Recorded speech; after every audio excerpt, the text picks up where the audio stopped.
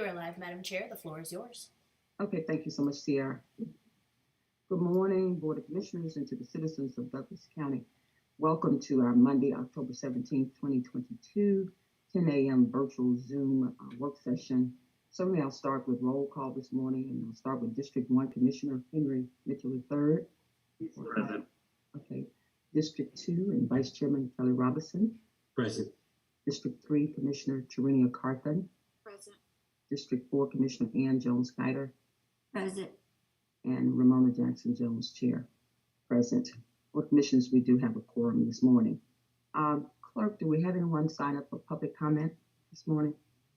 Good morning, Chairman. We did not have anyone sign in, but I would like to ask if there are any citizens on the line currently that would like to go ahead and speak this morning. I would like to speak. Okay. Can you just state your name and your topic, and you will have 3 minutes to address the board. You can go ahead. Okay, this is Sharon Bachtel, 6331 South Skyline Drive, and thank you for allowing me to speak. I would like to talk about Collaborative Firm and SPLOST. In January, you gave a $175,000 contract to Collaborative Firm for SPLOST education without bidding it out or getting other quotes. What have we gotten for our tax dollars? I and many other citizens have not seen one thing about SPLOST education. Voting has already begun. The only thing I have seen publicly is a presentation made at the September Transportation Committee meeting. Why the transportation meeting and not the BOC meeting? This is not just transportation related. According to the presentation, Collaborative Firm educated the Chamber of Commerce, a business group, an HOA, and a senior group. Are these the citizens that need education on SPLOST? Collaborative Firm stated that they were sending mailers out on October 31st. Again, voting starts today. More and more people are voting early instead of election day. The mailers are only going to certain areas of the county. They said it was too expensive to send mailers to Villa Rica and Austell. It seems this is not an all-inclusive county. I asked for the information that was developed by Collaborative Firm from Open Records. They sent me a pamphlet that talks about the difference between SPLOST and T-SPLOST. When the contract was given, nothing was said about T-SPLOST. Why are they wasting time and money on something that wasn't in the contract? I repeat what I've said in the past. This contract was a big waste of our tax dollars. I would also like to talk about your SPLOST percentages and your lack of transparency. A couple of months ago, I asked to see the project list for the new SPLOST. I was told I could not see it until it was voted on. What's on the list? The only thing I know for sure is the library. I have heard vague talk about a new administration building. If this building is going to be built in Lithia Springs, then I cannot support this SPLOST. Douglasville is a county seat and is convenient to all citizens. I don't agree to voting for percentages, especially if we don't know the project. I don't think common sense was used in determining the percentages. For example, 41% was given to public safety. What public safety needs more than anything else is employees. SPLOST cannot pay salaries for deputies. With the 2016 SPLOST, we built fire stations and bought equipment. What use are these if there are no firemen to use them? Transportation is only 28%. Why so low? Why would a commissioner who is chairman of the Transportation Committee vote 0% for transportation? Does this mean the Transportation Department has plenty of money and doesn't need any more funds? Our roads are in terrible shape. For years, we have had the same commissioner in charge of transportation, and our roads have not improved. I'm still driving on potholes and sitting in traffic. I think more money should be dedicated to the roads. And I also think it is time for a new transportation chair. We need someone who is serious about fixing our roads. Last, would like to talk about the Parks and Recs 20%. We brought in millions of dollars for parks with the 2016 SPLOST, but my park, Bill Ark, still looks terrible. Why should I keep voting for SPLOST if my park is not going to be fixed? I wonder if Commissioner Mitchell, who is in charge of the Parks and Rec Committee, has visited the tennis courts at Bill Ark. Has my commissioner, Terenia Carthen, been there? Where did the SPLOST money go? evidently not to maintenance. I can't support these percentages. I can't support a SPLOST if I don't know the projects. So I can't support this SPLOST. Thank you. Thank you so much, Ms. Banton. Clerk, could you just scan to see if there's anyone else? Yes, ma'am. Are there any other citizens that would like to speak this morning?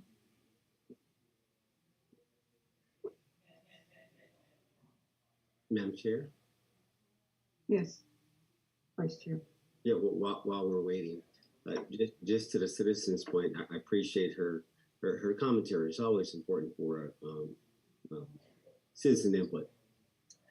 At our Finance Committee today, we will talk about, and I know staff will be prepared to provide a single view. This is important, as we've been stating all along, which is give me a single view of the current SPLOST, our current ARPA, and everything else. I don't disagree with more transparency.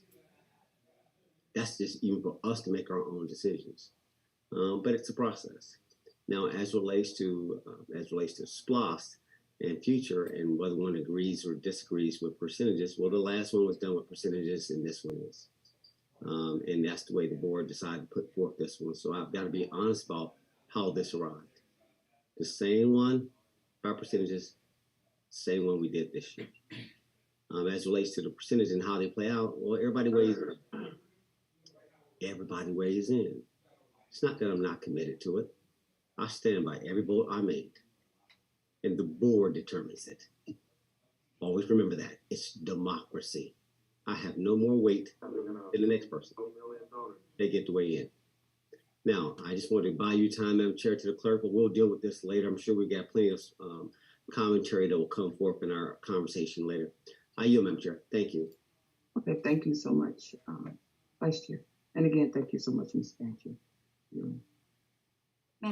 Madam Chair, Commissioner Piper, you have the floor. I would just like to point out that one of the biggest differences in the 2016 SPLOST and this one that's being proposed is we had a citizens committee that was appointed from every district to come up with the projects. Right now, as far as I know, this Board of Commissioners is going to be coming up with their own project list. So this could be a killer for this this SPLOST because we've seen projects taken from one district and put in another. So I too am interested in the percentages. I do not like the fact that transportation actually was almost cut in half when transportation is the number 2 concern of the citizens. So I applaud Ms. Bachtel for bringing this to the attention of the board. We need to let the public know how we're going to come up with the project list. Are we just going to leave it up to this board? Or we're going to have citizens that live in the districts come up with a list? I would like to know that. So anyway, with that, I yield. Thank you so much, Commissioner. Madam Chair? Okay. Vice Chairman, you have Yeah, no, I don't disagree with that. Again, we'll let the political narrative go forward because we'll just let it speak what happened in the past. This is the current play. One more time, if everybody's listening, part of what we're going through right now, a policy is what a capital improvement plan. Go back one more time, a single view of everything. If everybody's been listening, then if the staff has done a good job over these past 5 or 6 years, and if I have not driven home the point, there should be an aggregated list of everything. I shouldn't have to go to the citizens. Now, if they want some new stuff, great. But 90% of it, the staff should have already captured by now. And if they didn't, they're going to deal with this in about 8 hours. A single, by the time we get to our committee meeting. Pay attention. Listen. The capital improvement plan was everything that has been aggregated. Everything from every list. A single view. Now, if there's some new aspirational things, citizens, that process should be gone through their commissioners. No problem. But to the administration's credit, I know that they caught this. A single view of everything. And out of that will come if the board, by putting it on the agenda on the referendum, if the citizens decide to go forth, then so be it. If they don't, so be it. But by no means have the board has not been trying to aggregate this for the past, and people have been weighed in. We've had these in these meetings. That's a false narrative. That I cannot accept. And I cannot support that statement. That I've driven home that point that we need a single view of everything. Every project according to every category. But we're good, Madam Chair. I'm sure you're going to get into the sponsor in a minute, so I'm going to yield. Thank you. Any other comments? Comments, board or any remarks? Okay, if not, we're going to move on. Board, this morning we do have a presentation update, which is perfect timing. This is SPLOST update from Mr. David Good, who's our SPLOST Communications Director. Mr. Good, are you on the line? Yes, ma'am, Chair, I am. Okay, Can you guys hear me? Okay, you have the floor. All right, thank you, Madam Chair. And you're right, it seems like SPLOST is on everybody's mind today, so it's right timing. Again, this is David Good. I'm the Communications Director for the 2016 SPLOST, your current SPLOST that's going on. Right now, what you see on your screen is you're seeing coming up on the October update report. What that is that finances that's been collected through August, and then work that was done through September. Next slide, please. As you guys can see, we're doing the projects completed through fire, EMS, transportation, parks, and rec. Fire represents 32%, transportation, you're 51%, and parks and rec, your final 17%. And then I'll do a vendor report that will talk about local and minority DBE participation. One of the things I do want to bring up is that, of course, last year we did have our strategic plan as well as the same time had a reforecast of the SPLOST. When the strategic plan was done, public safety, transportation, and parks and rec were one of the top priorities for the county. And this SPLOST back in 2016 even saw that this was something that was important to the citizens. Next slide, please, Rick. So again, like I said, our financials are continue remaining strong. The August revenues came in a little under 3.1 million at $3,094,789. The original projection was a little bit under 2.1, as we did 1.1% increase every year. So at the beginning it was closer to 1,000,098. Now the projection was 2,000,098,494. So the August revenues came in almost $1 million above the original projection. The total revenues since the SPLOST started, which was in 2017 until August of 2022, is $153,946,539. That's a little bit over 21.2 million over our original projection. So thank you definitely to the citizens and for the businesses for making sure that this SPLOST has been a good SPLOST for us. Next slide, please. Now, right here, this is just a overview of the full year from September of 2021 until August of 2022.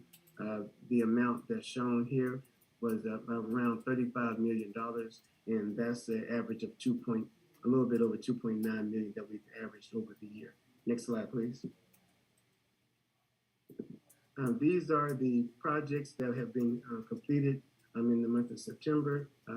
We had a fire engine number 6. We actually had brought the vehicle into service. We had a wet down and a back end service for this vehicle. It cost that amount of $595,000, which included putting the equipment and actually putting all the lettering in on that vehicle. And that was brought into service on September 23rd. And that fire station number 6 is located over there on Riverside Road. Quick response vehicles, we had 4 of those. We've been talking about those QRVs for a while, where they are currently in and they're being installed. Fire chief will have to let you know which station they'll be running out of, but it was at a cost of $143,052, and that was under the budget of $240,000. And they were delivered back in August. Maxwell Road sidewalk, as you guys know, that there was a young citizen that was killed crossing over Maxwell Road as it turned into going over into Thornton Road. So that sidewalk is and it's going from Thornton Road to the county line with Cobb. Next slide, please. Now, these are pictures from fire station number 6. I believe the first one was done both of them were done during the backing ceremony. During the backing ceremony, the citizens did pray over the vehicle, which is the standard that we do anytime we put a apparatus into service. Next slide, please. Now, these are the QRV vehicles, and you see the 4 of them next to the ambulance. So these are the vehicles that roll throughout the county. Again, Chief will be able to tell you their exact design. Next slide, please. Now, this is the Maxim Road over going into Thornton Road. So this is showing, I believe it's going by near the Kroger. So they have the line going all the way up again to Thornton Road. Next slide, please. Now, what we have are these other project activities. We have the 2022 resurfacing. This is one of the projects that actually came through the reforecast. We end up adding a little bit more revenue to this. SPOS dollars is up to 5.7 million plus other funds. So C.W. Matthews has completed 23 out of the 64 roads in the contract, and we're expecting completion by the end of the year. Stewart Mill and Reynolds intersection, which has been on the list since 2017, which was the beginning of the actual attributes of SPOS. That cost did increase up to $2,123,427. The contract and purchase order have been completed. Pre-construction meeting and the notice to proceed was done back on October 10th. The Bill Arp and Fairplay Park fence and dugouts. This came in at a cost of $1,571,469. Integrated construction has completed the demo work at Bill Arp Park and starting working on the concrete slabs for the dugouts. The difference between the two is that at Bill Arp Park, there is a retaining wall that is being built. Next slide, please. Now we're going to get into the vendor part of it. This is what I end up showing every other month. We have a total of 157 total vendors. 57 of them are located right here in Douglas County. Another 49 are located around Douglas County, such as in Carrollton or over there in Austell or going into Atlanta. 26 vendors are further than 30 miles outside of Douglas County. Those are who are within the state, but they're outside of 30 miles. And then you have 25 vendors out of the state of Georgia. And this is they're working on a total of 97 projects. 27 of them are active, 70 of them are completed. Next slide, please. This is the percentage of local vendors. What you have is that you have 67% of what's considered local, which is county, and those that are within 30 miles. We actively seek out relationships using the chamber, using Elevate Douglas. Anytime we're actually invited out to any type of meeting, we make sure that we talk to business owners and let them know that the SPOS is here and your percentage, you have the opportunity to participate in how your dollars are being spent, especially as local entrepreneurs. Next slide, please. And this time, usually, even though we represent a higher amount of the vendors, a lot of times we actually represent less than 55% of the SPOS expenditures. This time, 66% of SPOS funds are going towards those local firms. So we do seek increasing of outreach to vendors and still tell them about SPOS opportunities and make sure they actually have all the information they need to know how to do business with Douglas County. Again, we have a total of local of 65,730,607, and 13.1 of that is businesses that are physically here in Douglas County.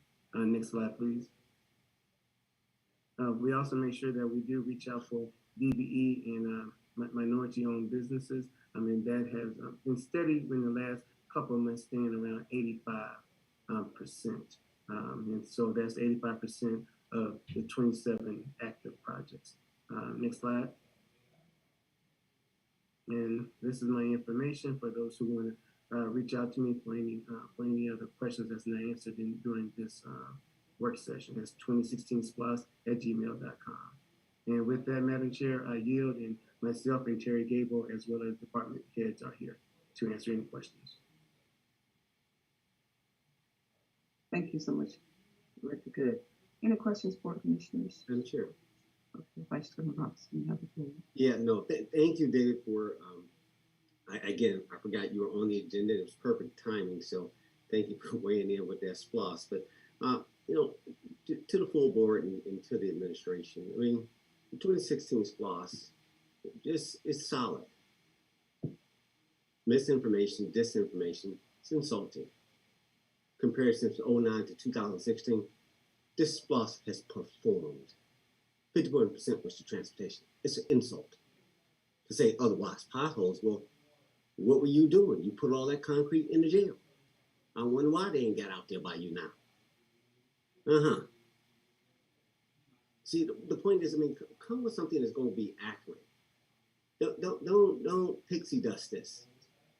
I mean, the staff has done a great job. The contractors have done a great job. That was the priority. 51% was transportation. That's what's agreed to. It's performed. Look, we're done. Right, 18 million done resurfacing. We get the transportation committee tomorrow. You're gonna find out how much that LMIG is only gonna give us. Probably about a mile per commissioner.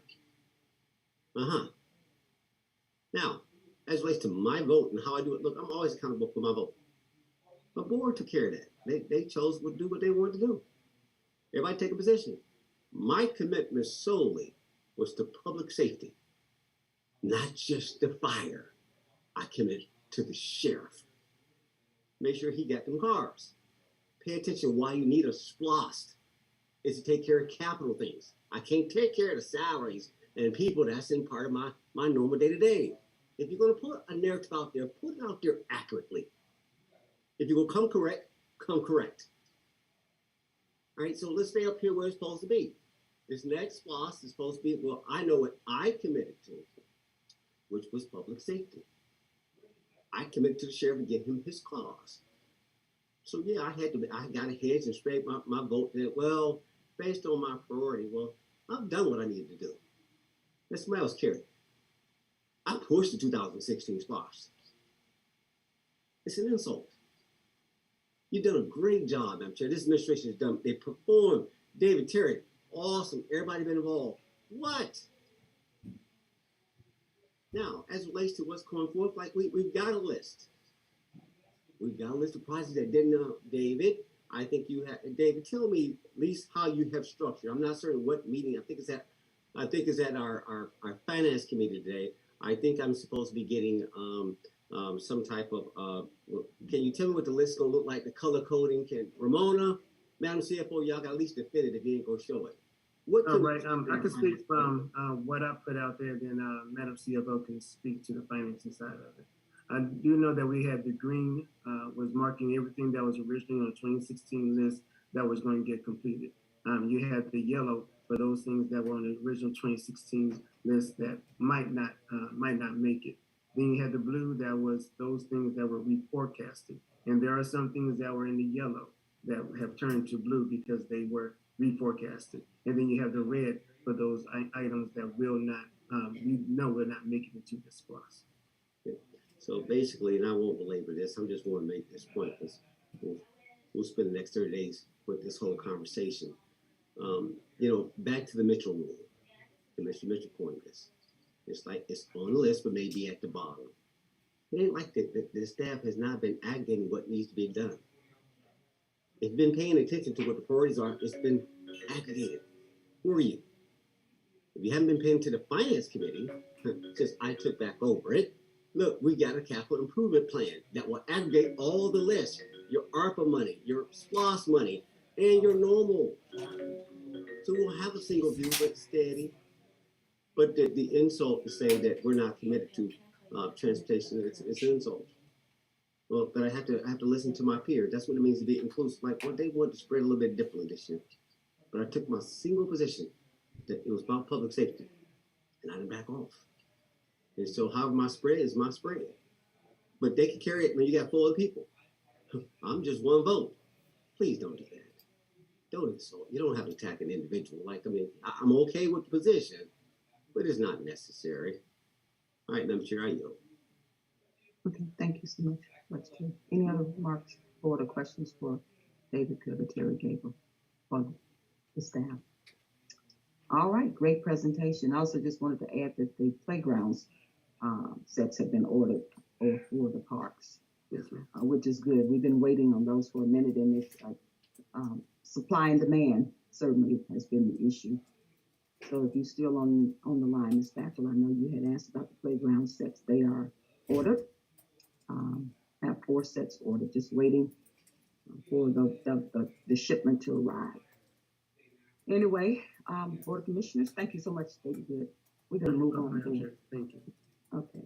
Board of Commissioners, be prepared tomorrow to approve or deny our minutes accordingly. So I ask you to take a peek at the commission meeting minutes of October 4th, our work session of October 3rd, and the executive session of October 3rd, 2022. And also our constitutional officers or elected officials retreat minutes of September 29th, 2022. Board, we do have a couple of proclamations tomorrow. We have tab number 5, proclaiming November 1st, 2022 to November 11th, 2022 is Operation Greenlight for the veterans. And that proclamation will be read by Justine Hayward. So we look forward to that proclamation being read tomorrow.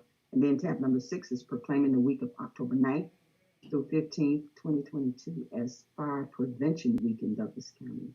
And our Fire Chief Joe Vet will be reading that proclamation. And then we have tab number 7, proclaiming the month of October as Behavioral Health Month in Douglas County.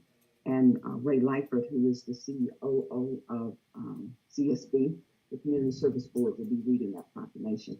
And it has come to my attention that we will have another 4th proclamation tomorrow, which is Domestic Violence Awareness Month. And that proclamation will be read by Kathy Smith Corey. So look forward to her reading. And clerk, did we add the Hispanic Heritage Month proclamation that I had requested? We can add that for tomorrow. Okay, board, we do have a 5th proclamation coming forth tomorrow. We will be recognizing Hispanic Heritage Month here in Douglas County as well. So just wanted to bring that to your attention. Deputy County Administrator, do you have anything for the board or myself in terms of the discussion? Do you have anything? No, ma'am. Okay. Good morning, Madam Chair, to the Board of Commissioners. Okay, good morning. We're going to move on board to tab number 8, which we'll move to our grants section. Grants, tab number 8 is authorization to accept the 2022 BJA FY22 Edward Byrne Memorial Justice Assistance Grant Program, which is our local solicitation from the Office of Justice Programs, which is OJP, in the amount of $14,543 with no match required. Amend the budget and authorize the chairman to sign all related documents pending final legal review. Director King, you have the floor. Good morning, Madam Chair and Board. This is a grant that we utilize annually to help supplement our services and resource guide with our LINK program.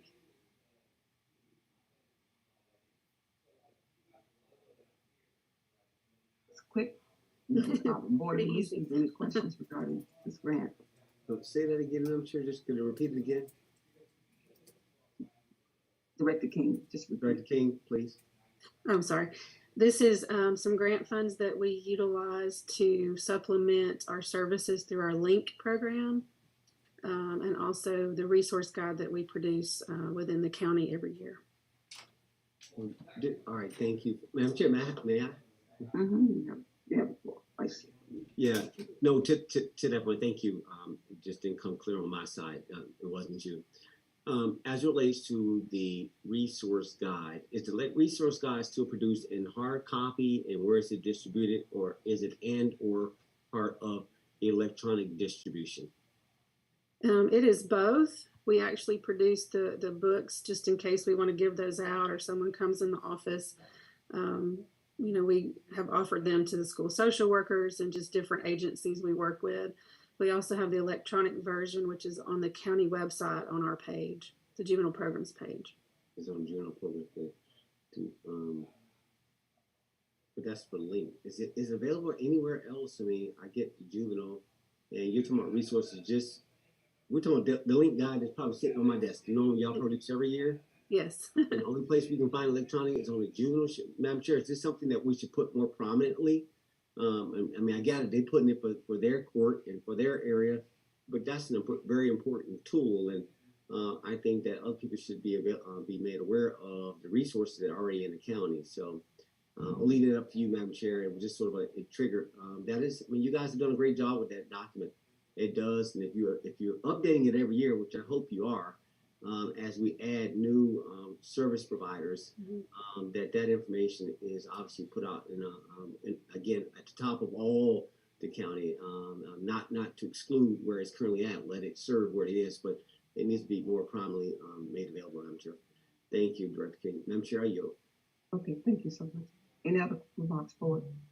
Better move on to tab number 9, authorization to accept the FY20 OJJDP delinquency prevention grant for strengthening families program in the amount of $35,000 with no match required, and amend the budget and authorize the chairman to sign all related documents pending final legal review. Director King, you have the floor. Yes, ma'am. This grant we also have been utilizing annually for a couple of years to provide a service called Strengthening Families to some of our youth who are involved with us over at juvenile programs, providing some parenting skills and young people decision skills. And we utilize that through providers here in the county. Very good. Board, any questions? Madam Chair? Vice Chair, you have the floor. Yeah, to the previous question, Deputy County Administrator, can you acknowledge that we're going to prominently promote the link resource guide? I didn't get that acknowledged. That wasn't just a comment. That needs to be promoted. Can you ensure that gets done? Yes, sir. Coordinating with whomever to put a link up. We're too big not to be able to put a simple link up to promote that very important tool to the rest of the county. Can you ensure that gets done, sir? Yes, sir. We can make sure that gets done. All right. Madam Chair, I yield back. Thank you.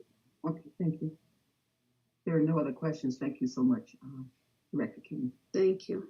Okay, we're going to move on to tab number 10, Board Authorization to apply for Public Safety and Community Violence Reduction Grant in the amount of $1,500,000 with no match required, and authorize the chairman to sign all related documents pending final legal review.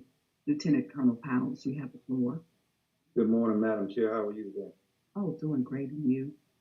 Yes, ma'am. I'm doing well. All right, this is the Governor's Office of Planning and Budget.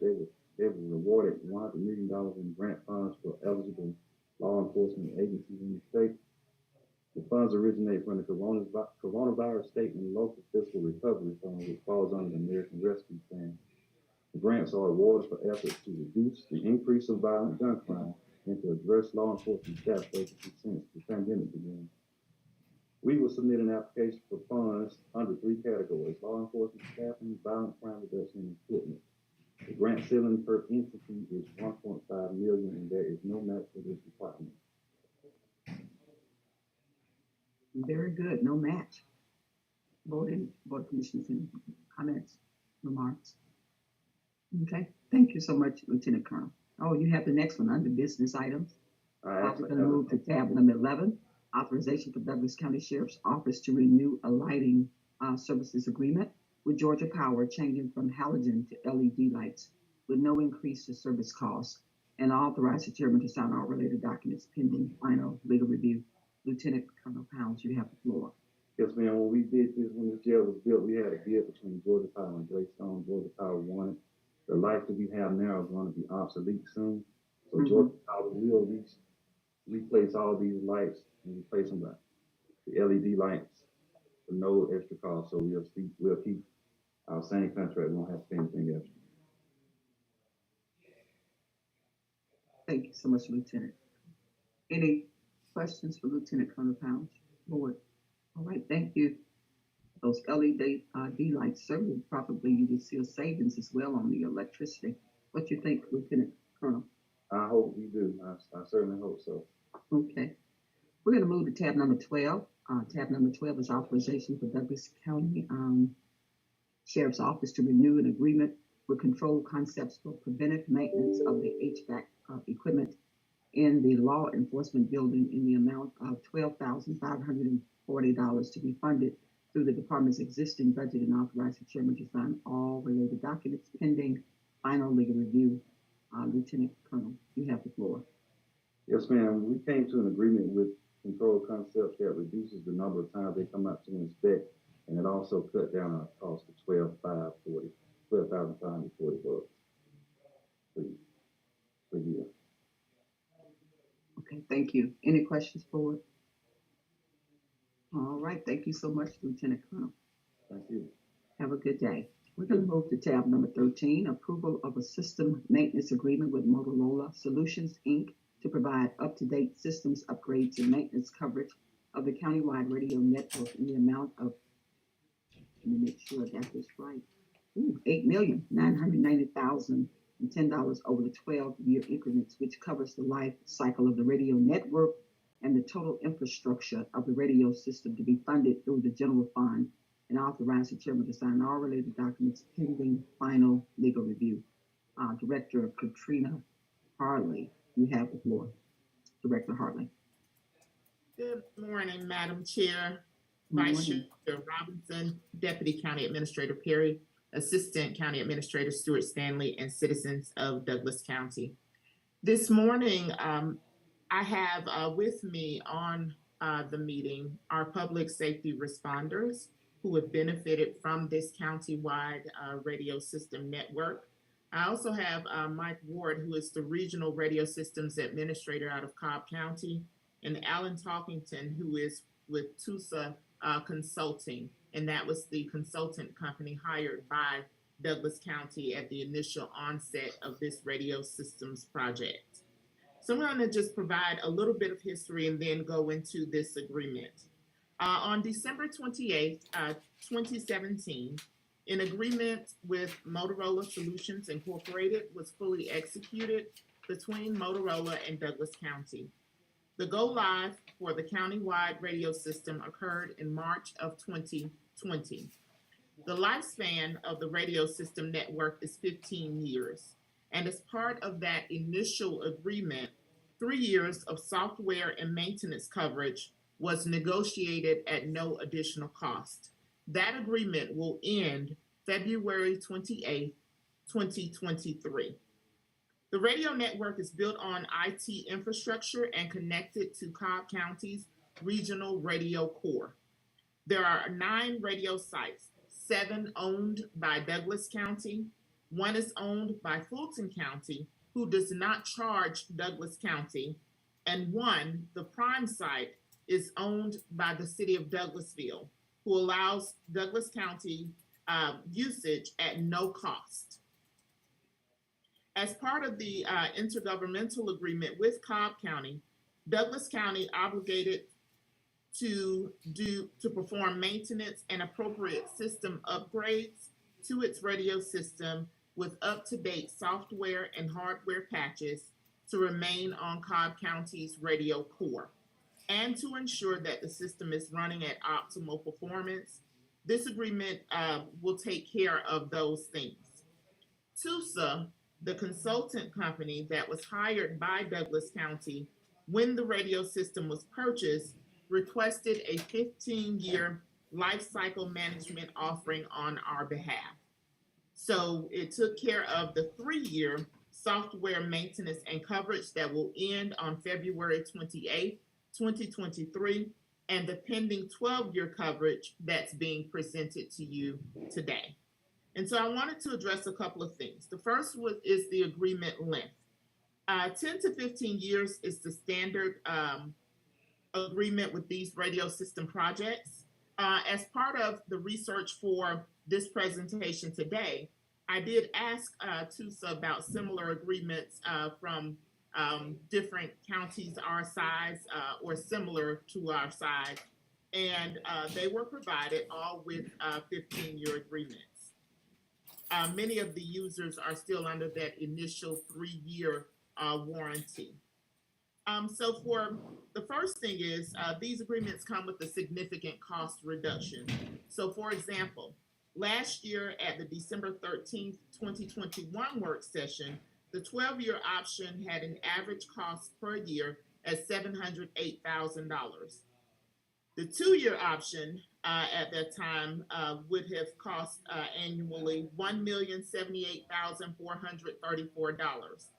And the 4-year option would have cost annually $1,064,557. The average for this agreement is $749,917.50. The second thing is the agreement locks our price points in. So when an agreement was not adopted last year, Motorola informed that they could not hold those existing prices. And so when we initially began discussion again in March of this year, when I came on board to work with Douglas County, the 12-year option was being offered at $11,969,474.03. So with the assistance of TUSA, and again, that's the company that was hired by Douglas County, we were able to negotiate that down to $8,990,010 with a written out clause. Last year, a cancellation out clause would have cost the county $58,846.61. We no longer have that price figure with regards to an out clause. Now, if Douglas County wanted to end the agreement with Motorola, all it would require is a 90-day written notice to them. And just kind of an FYI, the radio towers were built to add growth and capacity. And that's something that we may consider taking advantage of for cell carriers to be added onto the towers. Up to 3 cell carriers can be added to each tower. And cell tower lease agreements are long-term. Amounts are determined by location, population density, network needs, and construction limitations. So right now, this project is still in legal. So since this is a big project, we do have some time for a greater discussion if it is not the board's will to move today. But just for your knowledge, this price holds until 12/15/2022. And like I said, our 3-year agreement will end February 28th, 2023. Any questions? Thank you so much, Director Harley. Board of Commissioners, do you have any questions? Okay. Thank you so much, Director. I do, ma'am. Okay, well, I'm sorry. Commissioner Mitchell. Yes, so Ms. Harley, thank you so much for keeping this in front of us and keeping us understanding that this is probably our best route, because you and I have had many conversations about this 12-year type of run. But so I can make sure I've got the numbers correct. Annually with the 12-year deal ended up being about 700,000+, give or take, annually, correct?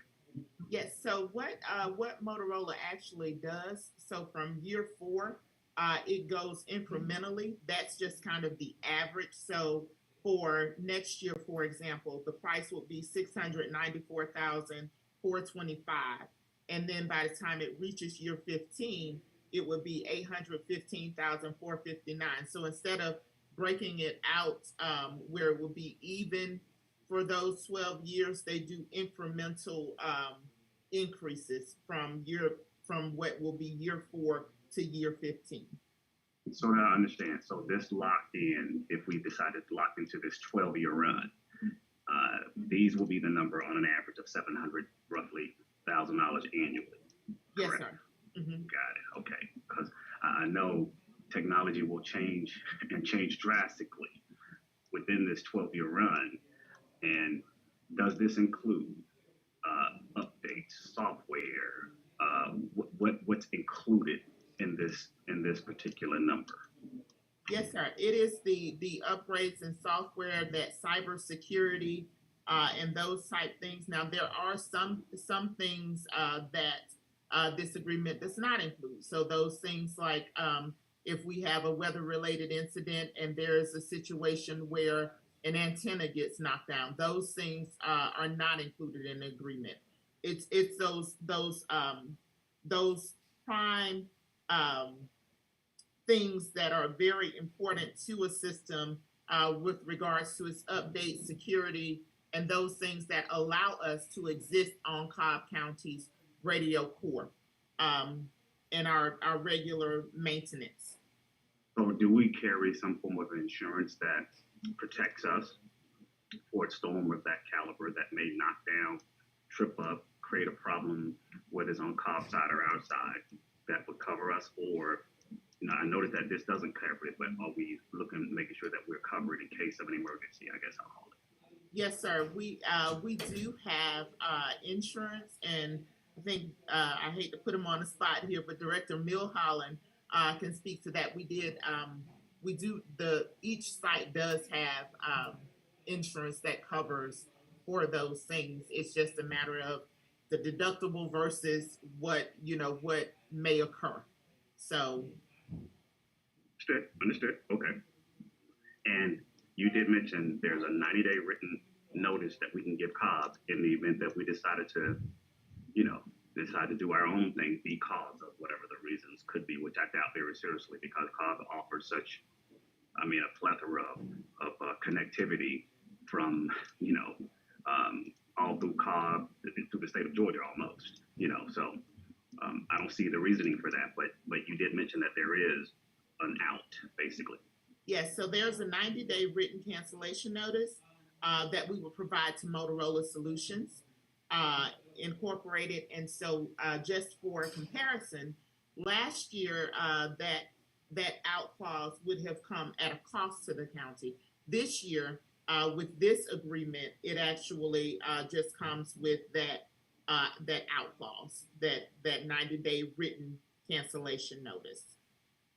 And last but not least, so county attorneys and others are taking a peek at this to to make sure that we got some true legal representation to make sure that we're covered, which I think we've done a whole lot. And again, thank you for keeping this in front of us and making sure that we understand that we need to budget for this. I know you and I don't have several conversations about it, but it's one of those that it's fastly approaching, and we need to kind of make sure that we're ready.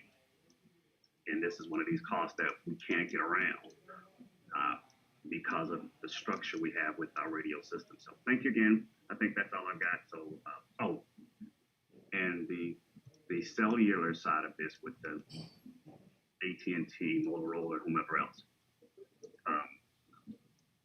that side of things, if we decide to allow these guys to get on one of our towers, can't do it for Cobb, but one of our towers, that'll be something that we individually, at least from the Douglas side of things, will work that out.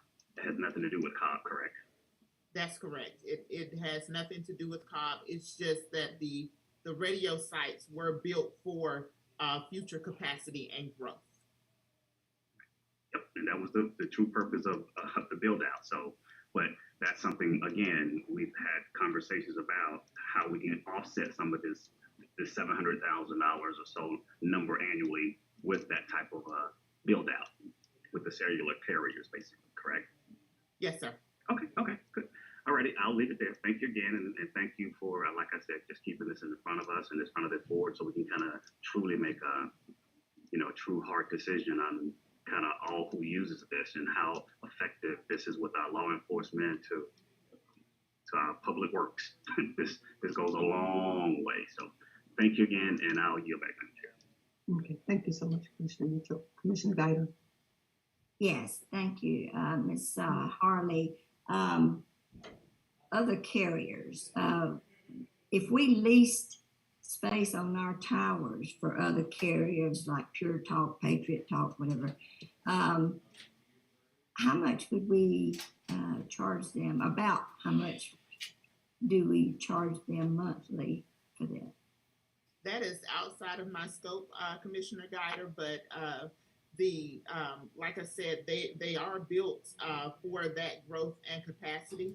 And I know that there are definitely other counties that have leased their towers, their cell towers out to those other carriers, and so they are offsetting their costs essentially. Yeah. But it does depend on population density, network needs, and construction limitations if there are any. So there are some factors that are included in that. What we would charge is like I said, outside of my scope. But I do know that those cell towers were built for additional capacity. And you said that up to 3 other additional carriers could be put on each tower. Did I Yes, ma'am. correct? Okay. Will that interfere with our communication? No, at ma'am. all? It No, will ma'am. not interfere with what we put the towers up there for. So, No, ma'am. okay. All right. Well, it seems like a no-brainer. So we need to find out what we can charge, or what maybe other surrounding counties, what they charge for their towers. But if it doesn't interfere with what we've got and it helps to offset the cost of the radio system, it seems like a good plan. So I'd like to hear more about that in the future. Okay. Thank you. Well, thank you so much, Commissioner Davis. Okay, thank you, Commissioner Carthy. Good morning, Ms. Harley. Good morning. This is probably to staff and to Chairman Jones. I do know when I sat on the Board of Assessors that there were cell towers that we were getting updates on. So I would say please check with the Board of Assessors and the Chief Appraiser over there to get the information that Ms. Harley is talking about, so that we can understand what lease cost is and those types of things. We do have that information in the county. It is at our fingertips, and I'm so glad Ms. Harley brought that up, because when I heard this, I thought about that. So thank you so much, Ms. Harley, for doing your due diligence. And Madam Chair, I'm assuming that, of course, we can't get around this like Commissioner Mitchell says, so we're going to have to somehow incorporate this into our budget hearings that are coming up real soon. So just wanted to make sure that all of us are aware of that, and we're kind of keeping this in the forefront as we're getting ready to approve our budgets. But other than that, great job, Ms. Harley, for all the education and the information. I appreciate it. Thank you, Madam Chair. Thank you. All right, thank you so much, Commissioner Carthy. If there are no questions for Director Harley, we're going to move on. And again, thank you, Director Harley, for preparing us. You prepped me very early on when you first came into our county government about this initiative coming up. So you prepared us all, and when I say all the Board of Commissioners, so we're ready to make some adjustments as they come forth in our budget. So thank you. We're going to move to tab number 14, authorization to negotiate an on-demand contract with BRC Emergency Services as the emergency debris removal vendor, which will expedite the process of removing debris in the event of a disaster. Director Jason Holland, you have the floor. Good morning. What we're bringing for you today is a proposal to go with our selected vendor for emergency debris removal. What we did, we put out an RFP and got a committee to look at responses, and we looked at their capability to be able to handle, and their personnel to be able to handle it. We're talking about a large scale event where our county forces could not be able to handle the amount of debris generated by a storm. So in order to avoid any problems down the road, where we're not at the last minute trying to come up with somebody to help us and make sure this bid process is not having to worry, does it qualify for being let without a bid? Let's go ahead and bid it now and get the best services for our money. With it, after reviewing, we set up a committee with the review committee of the responses to the RFP with our fire chief, Jolivet, our government services landfill director, Heath Cowart, EMA specialist Kim Lewis, and myself, with the help of procurement to review them. Everybody scored their score sheets, and the highest technical score on the event was a company called DRC. And then we added in the proposed pricing, hour per price. And we did it. We wanted to know 2 different prices. The initial push, what you're doing is you're clearing the roads, and so we can get the services open and people have a pathway. Then, and that's for your first 70 hours. Then you went at a second pricing. Okay, when now we got to go back and start picking up things from the right of way. So we did the 2 different pricings. And DRC came in, not the cheapest, but not in the middle.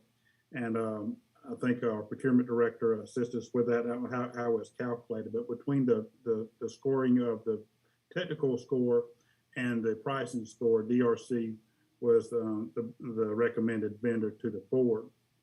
And now, because this is a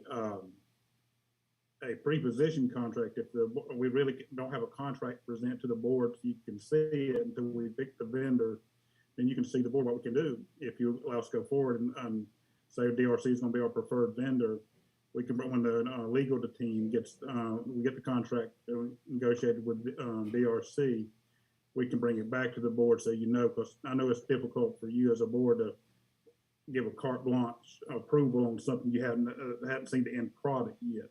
So I'm happy to do it any way you want to. If you will approve that this person or this group as our vendor, then we can come back when a contract is negotiated to present after the legal reviews it. Okay, thank you so much, Director Mulholland. I do have a question for you. Usually on the on-demand, we usually have more than one contractor. What I've experienced in the past, because if we have an emergency, if you call DRC, you may want to just go down your list. I believe that has been a culture in our transportation committee. Please correct me if I'm wrong, Vice Chair. Our on-demand list is comprised of about 5 names or 5 vendors, should I say, contractors. Is that correct, Vice Chair? Okay. What categories with multiple vendors within them? Yeah, just my question to you, Director, is one enough? DRC. With normally, we can have a backup just in case. But normally, these companies, what they end up doing is they oversee the projects. They send some of their equipment and their experts in. Mm-hmm. But because of the capacity, these are the kind of companies that are dealing with the storms in South Florida and the millions of. So they'll come up with the capacity. They're not going to turn anybody down, but if they can, it's good to have a backup. And we can look at our number 2 or 2 company that we can get with a procurement director and have our number 2 as a back if DRC said they cannot respond as their contract requires, be able to roll to that secondary company just as a backup.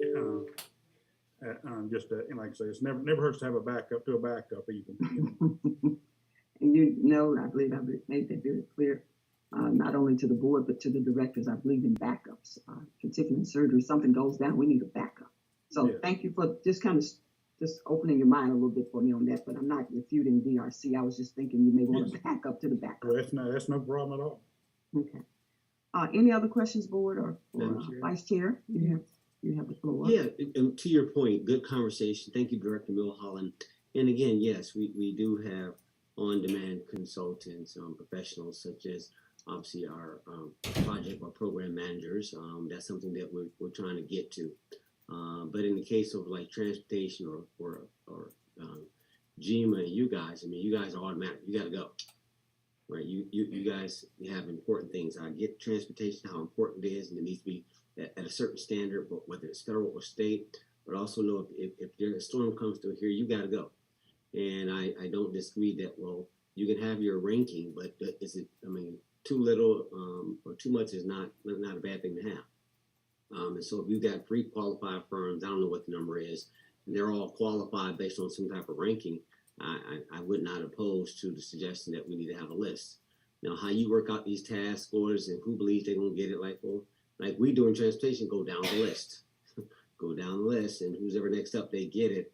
But again, it's all about capacity. And again, you have a certain authority, obviously being director of GMA. So I can't get in that. I have no position on how you would do that. But I just wouldn't want to hinder you.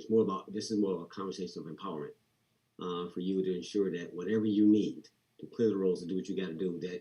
Vendors get caught up. They're over in other areas. They get spread. They're trying to do the best they can.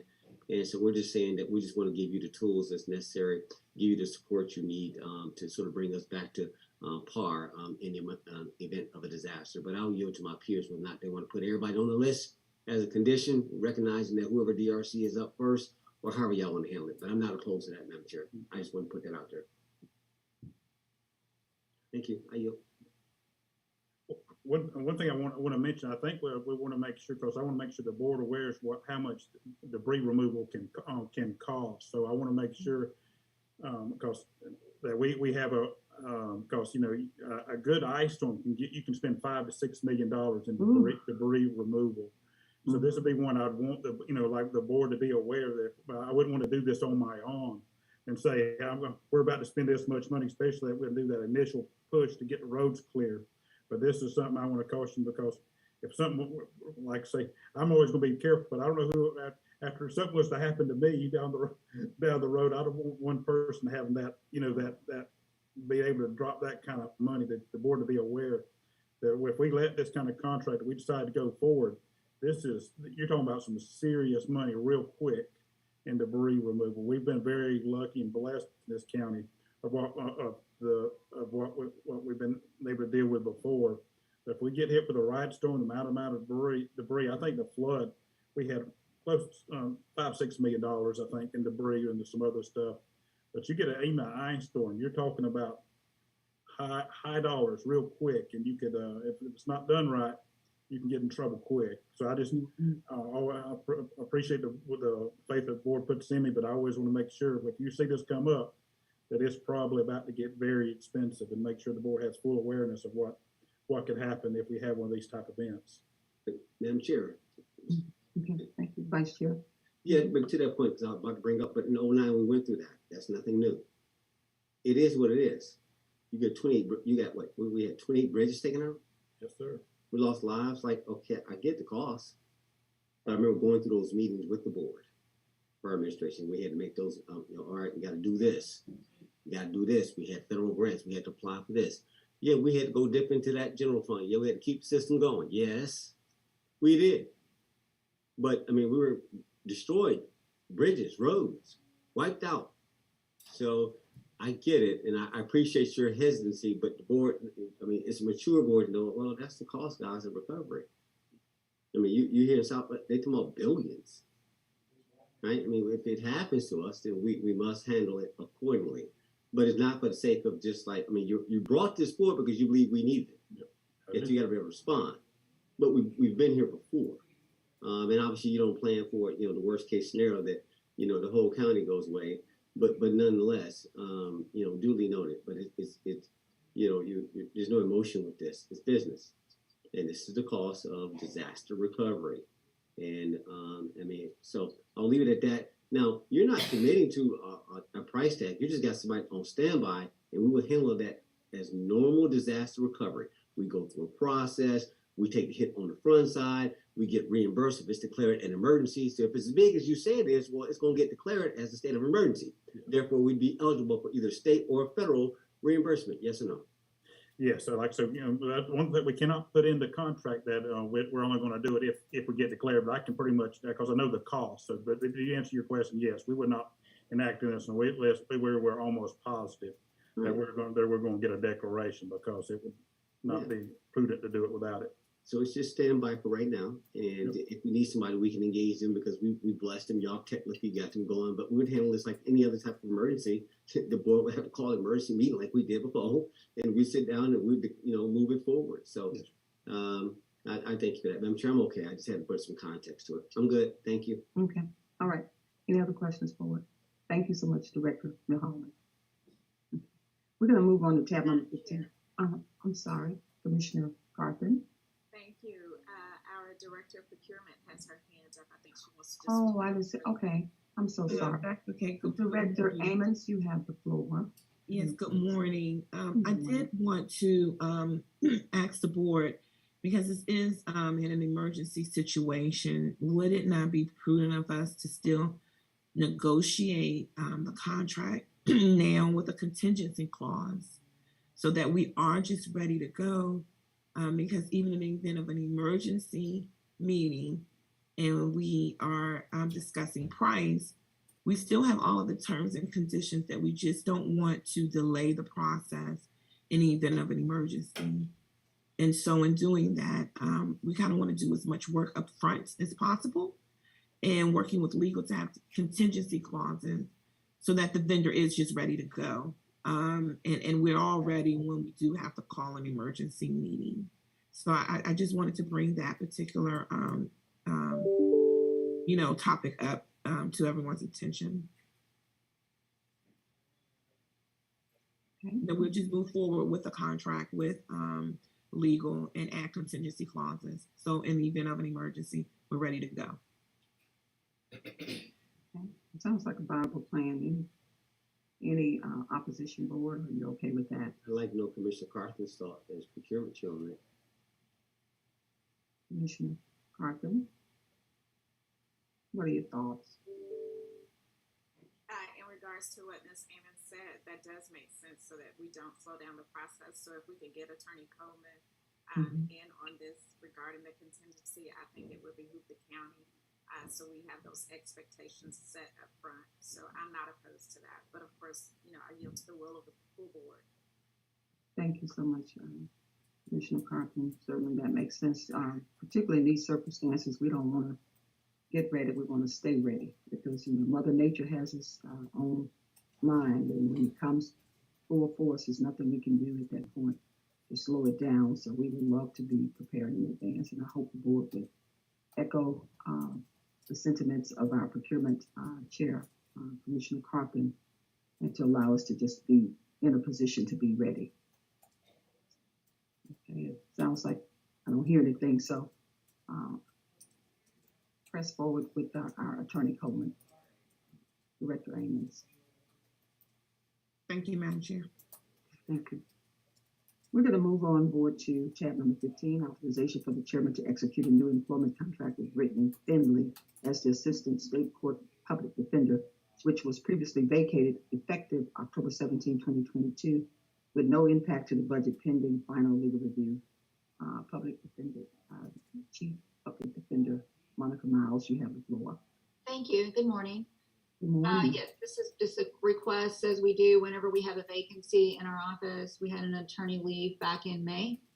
And as because of that, we have a vacancy as a first state court public defender. So we're asking that the contract be approved for Brittany Finley, who will be working in state court. And again, there's no impact on the budget. As a matter of fact, we haven't even paid the salary for over 5 months. So it's, I guess, had a positive impact, unfortunately, for our office. But so that's our request. Okay, thank you so much, Chief. Any questions for Chief Public Defender Yes. Miles, board? I heard yes. Oh, Vice Chair Roxy. I'm sorry, Madam Public Defender. We hadn't paid what now? I just heard part of that. I'm got bad signal on this side. So what did you say? Yeah, well, what I was saying is that because the previous attorney left in May, so the county hasn't had to pay a salary. Got it. Because it's been a vacant position. I was just kind of pointing that out. Okay, I thought I heard that somebody didn't get paid. I'm like, Oh, no. You got to pay your bills. That's always a bad thing for a contract. All right, no, I'm good now, Chair. Thank you. Okay, thank you. Board, if there are no questions, I'm gonna move on. Thank you so much. Thank you. Madam Public Defender. We're gonna move to tab number 16, approval of a discounted public safety e-card agreement and emergency response training and support services, ERTSS, for the fire and EMS department. Chief Jolivet, you have the floor. Thank you. Good morning, Madam Chair. Good morning. Deputy Administrator Perry and all other distinguished guests, also our citizens. Today we're excited to report that this is another savings that we can save our citizens on for the expense. And we're looking to get the board approval to engage in this savings on our e-cards for CPR and all that good stuff. And the reason why we bring it to the board is because there's an agreement that we sent to legal, and legal is okay with it. We just need to get the board approval to continue to save money for our citizens. And we use these for our, like I said, for our members that they do their CPR, and they pass that on to the citizens in terms of being qualified and all. And this morning we have 28 members, some civilians and members that have started a CPR class and EMS class, so we're happy about that. And so this is what we're bringing for the board to look at and approve for getting this discount passed through. Any questions for Chief Board? Chief, if you could elaborate on what our vacancy rate is in the fire department. I heard a comment earlier, and I mean, you have done a tremendous job this year, making sure that you and your command staff have recruited quite a bit to close the gap. So if you could just make that known, I believe that was something mentioned by dispatcher earlier. It's just certainly want the citizens to know that how hard you and your command staff have worked to make sure we recruit personnel and the right personnel. Yes, ma'am. Thank you for that, Madam Chair. When I came in office, I think we was about maybe 42 to 50 positions down due to retiring, due to member burnout, due to people trying to get some of our personnel that was in those critical positions. And I'm happy today to say that we're now down to 9 positions from that 42, 50 range. And even as today, we hired 5 new paramedics, 2 full-time, 3 part-time, and we hired 2 full-time AEMTs this morning. They're going through our training, our protocol, and the class that we're doing now for EMT for some of our members is going to strengthen what they have, going to make us more stronger. So right now, we got the best numbers in the last 20 years, what they're telling me, in terms of our personnel that's being available to respond and take care of the citizens. And one thing I like to say is it's not because of us, it's because of the things that are happening in Douglas County. Everybody want to be a part of it. Superior leadership from our board of commissioners, support and all that good stuff. So that's what's helping us. So we're happy and excited. And like I say, we're down to 9 positions now, and we're going to continue to work with that, get that number down. So with our trucks and our equipment, everything is up and running, and we're responding to a lot of calls. Director Harder can tell you they're the first responders, so we're meeting the needs of the citizens, and it's good times in terms of taking care of our citizens. Thank you so much, Chief. I think it's just very important that our citizens understand that they are in good hands, and we are being proactive to make sure, this administration is being proactive to make sure that we do more than just the right thing. We are going above and beyond the call of duty to ensure that our citizens receive that best service and also the support from these board of commissioners. So, and also from our staff, who's very vitally important. So thank you all so much. Sometimes it disturbs me when things are just always negative. I'm a positive person. I haven't worked in public service that long, but that private sector is so much more different. We always are very optimistic, particularly in surgery. As we take you to the operating room, we pray and hope that you come out alive. But for some reason, in public safety, is always negative. And I mean, not public safety, but the public sector, it concerns me. But that's okay. I'm gonna move on. But anyway, Chief, thank you for such a great report. Board, we're gonna move on to our next item, which is Chief, I believe that's you too, tab number 17, approval of a purchase agreement with Williams Fire Apparatus WFA in the amount of $97,400 for apparatus and equipment to be funded through the 2016 SPLOST funds, and authorize the chairman to sign all related documents pending final legal review. And I believe we have 97 projects out of this 2016 SPLOST, which is impressive. 97 projects that we are looking to complete within the 2017, and who knows, we may even hit 100. That's impressive compared to one project in 2009. So, Chief, if you could take the floor, you have the floor. Thanks again, Madam Chair, Board of Commissioners, citizens. Ms. Amons, can you help me out with this one? Yes. Before I get started, go ahead. Yeah, so Williams, there was let me start from the top, I apologize. There was a bid that was placed for some apparatus equipment, and Williams Fire Apparatus was the only company that responded to the particular bid. The amount is $97,400, and it will be funded through the 2016 SPLOSH. And just to piggyback off of that, the four QRVs that we're talking about, this will be vital equipment so we can run our paramedic and EMT on those quick response vehicles. And when I say they are a game changer, they're going to be a game changer for this community. We'll be able to get into areas and take care of our citizens and not have to take the big ladder trucks and engines to respond with quick response vehicles. And we're looking at the data. Different times of the day, we get more calls in certain areas. We can put those QRVs in that area, and we can, as soon as you call 911, you can get a knock at your door with medical attention there waiting to help you out. So not only are we going to use them for response, we're going to use them for paramedicine and educating the community. They're going to go out and stage up in certain areas of the community. There's blood pressure checks, educational stuff to make us have a healthier community. So this is just a part of the getting those QRVs up and going. Right now, they're located at headquarters, and we're interested in if the board approved everything. This vendor, we get those outfitted and on the road ready for our citizens. And that's where we are with it. And I turn it back over to you, Madam Chair. Thank you so much, Chief. Any questions for it? Thank you. We're going to move on to tab number 18. Thank you so much, Chief. Tab number 18 is authorization to enter into a settlement of litigation with Lolita Grant and authorize the chairman to sign all related documents pending final legal review. Legal Department, Attorney Coleman, you have the floor.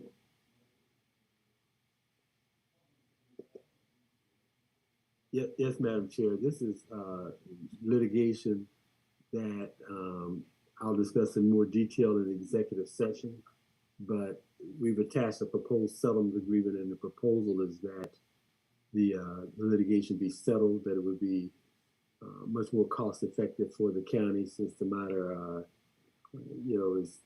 could be litigated for a while and the cost may exceed what we'd have to pay in the settlement. Half the settlement will be paid by the insurance company, half by the county. It would be $17,000. So we're going to recommend settlement in this case. Thank you.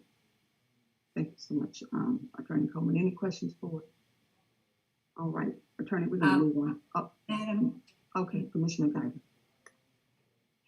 yes, Attorney Coleman, is this workman's comp? Can you elaborate a little bit on what this settlement is? Yes, it's litigation that arose out of Ms. Grant's termination and her complaint that she was entitled to a different form of notice or more notice. And,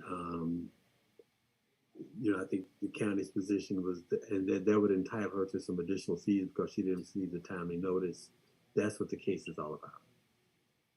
Okay, so I just want a general idea of what this is about, because you might know, but we wouldn't remember the attorney or the person's name maybe, because we discussed a lot of things in executive session. Sure. So, Yes, ma'am. thank you. Yes, ma'am. Okay. All right, thank you. If there are no other questions, we're going to move on to tab number 19.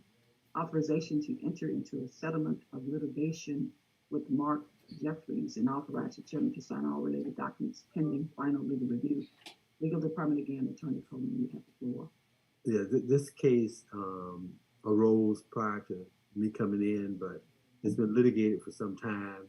It pertains to disputes over bills that were submitted by one of the lawyers that did work for the Public Defender's Office.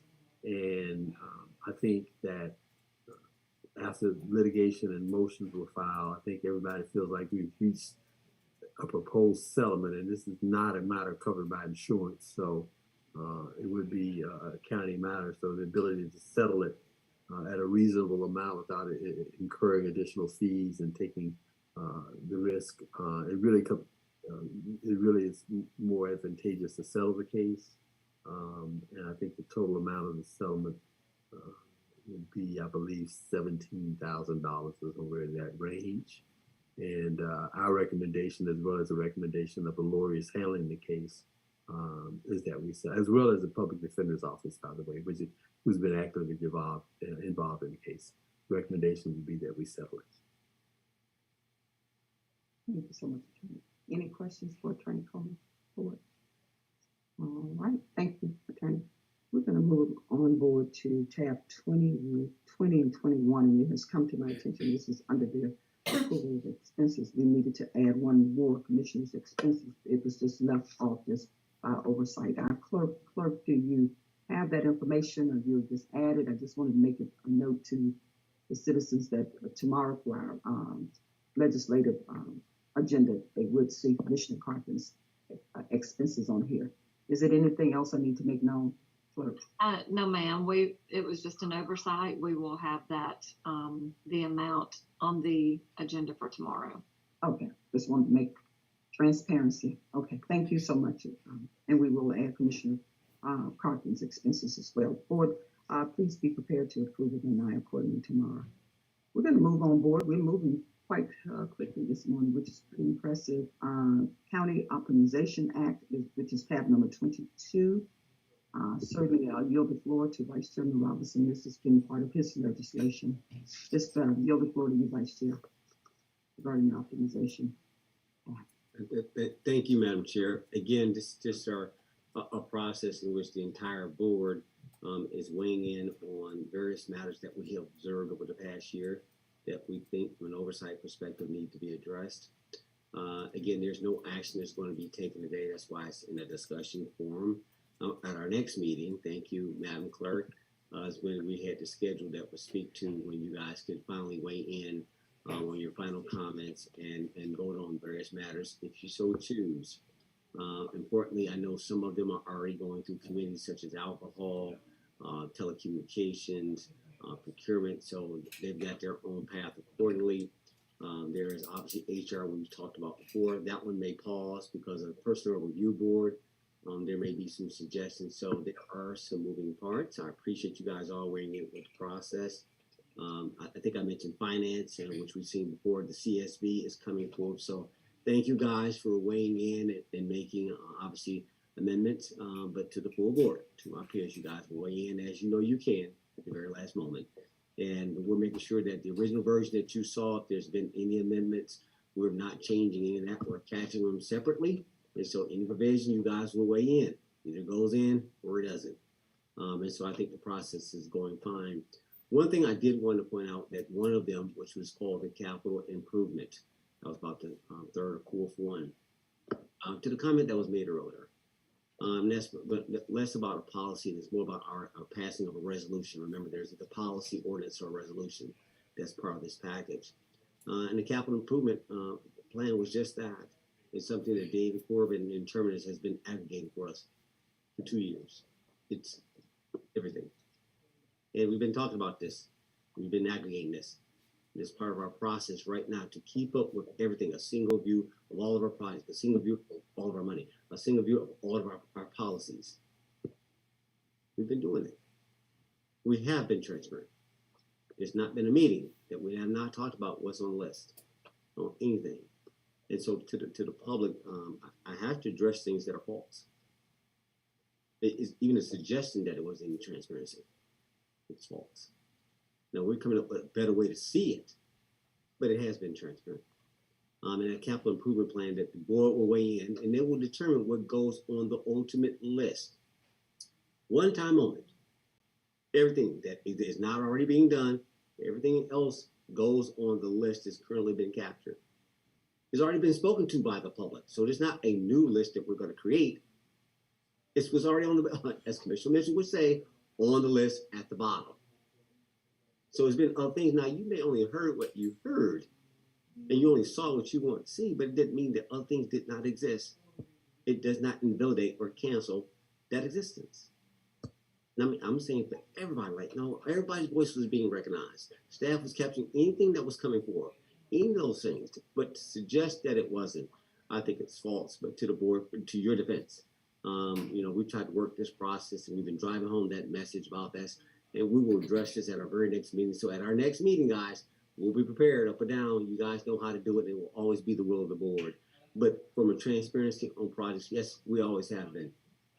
Last point, either David Good, Madam CFO, County Attorney of Milton Kidd, can tell me what were the percentages that are currently on the ballot today regarding the SPLOST. What were the percentages and per category? I need one of them four to step forth and answer that question. Somebody.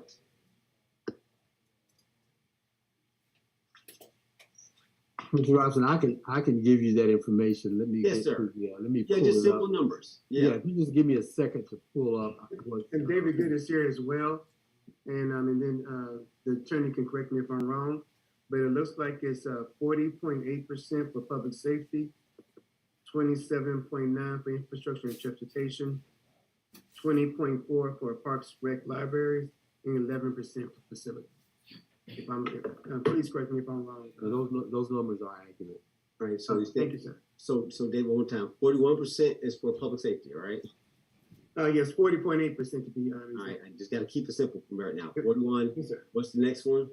That'll be 28% for infrastructure and transportation. Got it. And the next one was? Parks, rec, and libraries, 20%. All right, so stay there. Thank you, gentlemen.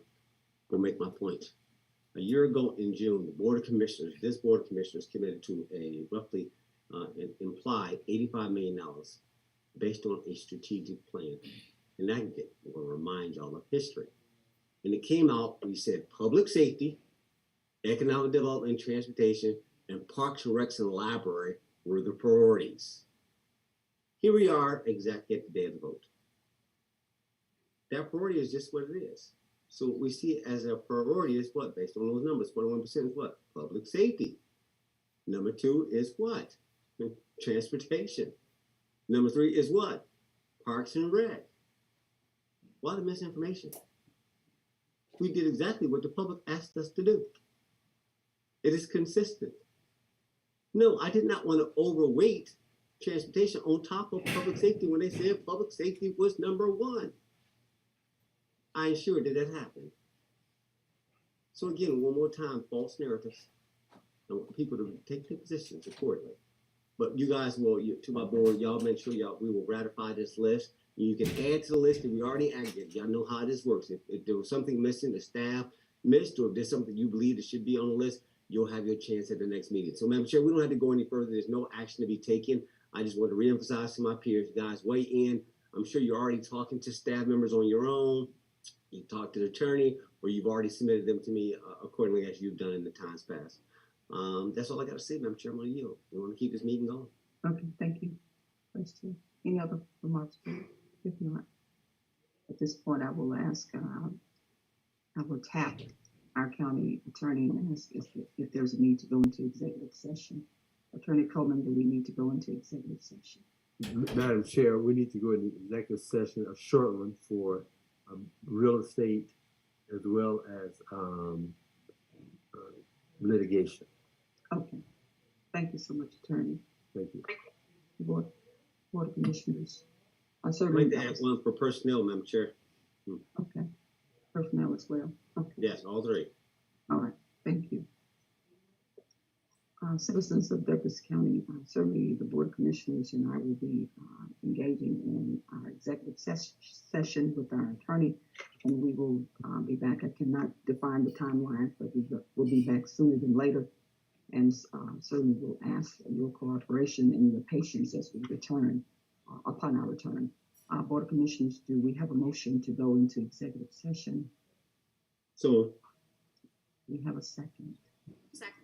We have a motion and a second. Any discussion, board? We have a motion and a second. When I call your districts, please respond accordingly. District 1, Yes. District 2, yes. District 3, Yes. District 4. Yes. Chairman, yes. We have a 5-0 unanimous vote, and the motion carries to go into executive session for real estate, personnel, and litigation. Clerk, you have the floor. County Clerk, just, if you could just shift us into our executive session virtual room. It's much Yes, ma'am. appreciated. Thank you. Yes, ma'am.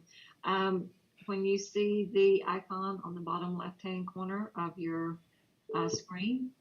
Once I invite you, you will see where it says join. You may join at that time. Just give me a few seconds to go ahead and invite everyone into the room. Okay, thank you.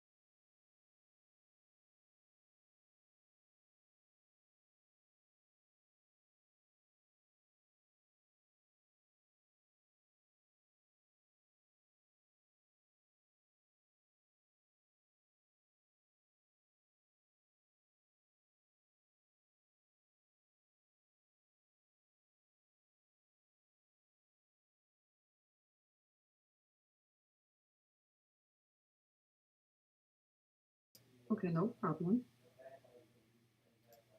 You are back live. The floor is yours. Okay, thank you so much, Sierra, and citizens of Douglas County. Thank you for your patience while the Board of Commissioners and I engaged in our executive session. We are back. Certainly want to cordially invite you to our meeting tomorrow, our legislative voting meeting tomorrow, which is Tuesday, October the 18th, 2022 at 6 p.m. So would love to, it is an in-person meeting. Would love to see our citizens there at our meeting, these open meetings. And of course, at this particular time, I just want to make sure with the board, I want to check with you to check to see if you had any remarks. Do you have anything you'd like to add before I close this out? Yes, ma'am. Okay, Commissioner Guider, you have the floor. I've been asked by a lot of citizens when we're going to start having live work sessions again. The world's going on, moving on from the pandemic. I think it's time for Douglas County to do so also. Certainly, that's open for discussion, Commissioner. I am in the office today still. We may have to work still in coordination with our courts. Let me just make sure Citizen Hall is not being utilized, because I don't ever envision us all being packed in one room like sardines. Like our Board of Commissioners work session conference area is just not really conducive to for all of us to be in there, because of the social distancing is still in effect. And I want to make sure that we don't make just the board or negate that we are still in a pandemic mode. So let me see what I can do to try to find a larger space, but that's something we're exploring, and I'll get back with you and the citizens of Douglas County. Right now, that the room we have with all our directors, unless it's just the Board of Commissioners meeting, and I would love to do that, and then maybe our directors can join us virtually. That may be an option. But let me check. Or they can wait out in the hall until their agenda item comes up. Yeah, that's some options that we can look at that. Okay. But I do want to reiterate, this pandemic is not over. Certainly I have some good news to report that our numbers are low, but we do have the winter that's coming, and we do have a new variant out there, which is, we had BA4 and 5, and it's a new one that I can't recall right now, but it is a new variant out there. And as we speak, I'm quite sure the virus is working diligently to bring another one forth. But your request is not falling on deaf ears, and I will get back with you and the citizens of this county. If there's nothing else to come before, Vice Chair, you have the floor. No, matter of fact, me and Madam Guider may be falling on the same point. Madam Clerk is my witness. I just mentioned that comment this morning. I missed the work sessions. I missed the capacity to be able to build and strengthen relationships with the group. Yeah. This distributed, there's something that's lacking that I always agree with. Don't make it a burden for the citizens to have access to. But what's fair to the citizens, what's important to them, that I have access. But I'll take their comments in person. I love it. Ain't nothing like it. But there is something about it that but I respect your call as relates to, are we ready to come back? And I'm cool with that. But Madam God, I hear you. All things being equal, and I care about everybody's health. But there is something about being back in person and with those work sessions. So that's one thing I do miss. And I just had to acknowledge that one. Every now and then we land on the same page, and that one I do agree with. Madam Chair, I'll let you make the call. I yield. Thank you. Okay. Well, certainly as I make the call, I will make some arrangements. I have to look today to see what we have available. Hopefully the Citizen Hall is available, and myself and the clerk will do our due diligence as the request. I'm the same way. I think I couldn't agree more that we should be together, but of course the virus won't allow me to agree with you.